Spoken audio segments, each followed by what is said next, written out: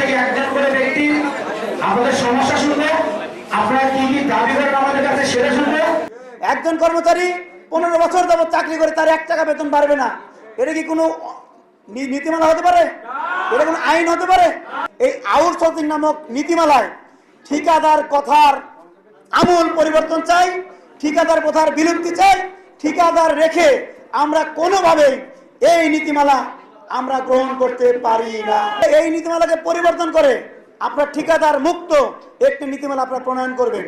Bangladesh outsourcing কর্মচারী ঐক্য পরিষদ আউটসোর্সিং নীতিমালা 2025-তে দাঁড়িয়ে হয়েছে, এই নীতিমালাকে প্রত্যাখ্যান করছে এবং সাথে সাথে প্রত্যাশা করছে অনতিবিলম্বে আরেকটি সংশোধিত প্রজ্ঞাপন নীতিমালা আপনারা সরকারের পক্ষ থেকে জারি করবেন এবং আমাদেরকে এই অন্তর্বর্তীকালীন সরকারের মাধ্যমে আপনারা একটু উপহার দিবেন, যেন সারা জীবন আমরা আপনাদের কথা মনে রাখতে পারি। কোন অধিকার বঞ্চিত করে কোন আইন বাংলাদেশে যদি প্রতিষ্ঠিত হয়, সেই আইনটি বাতিলের যোগ্য নয়, যোগ্য সেটি।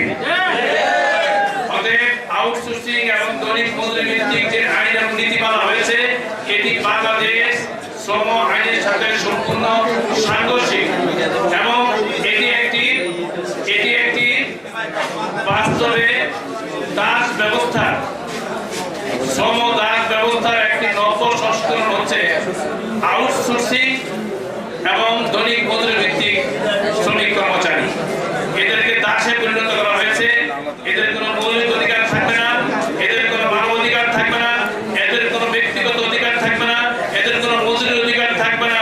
অর্থাৎ এক কথায় বলা চলে আউটসোর্সিং এর যে নীতিমালা হয়েছে, এই নীতিমালাটি হচ্ছে আমাদের বাংলাদেশের শ্রমিকদের ক্ষেত্রে একটি ব্যাপক মানবাধিকার লঙ্ঘন এবং আন্তর্জাতিক ভাবে যে শ্রম আইন আছে, আইএলও কনভেনশন, এই কনভেনশনও সম্পূর্ণ পরিপন্থী। এই আইনটি 2018 সালে ব্রিটিশ সরকারের মাধ্যমে তার অনুগত ব্যক্তিদেরকে সুবিধা ভোগ করার জন্য তারা বিভিন্ন ভাবে দেশের সম্পদ লুটপাট করার পরে সর্বশেষ এসেছে বাংলাদেশের মেহনতি খেটে খাওয়া শ্রমজীবী মানুষের রক্ত শোষণ করার জন্য এই আইনটি তৈরি হচ্ছে।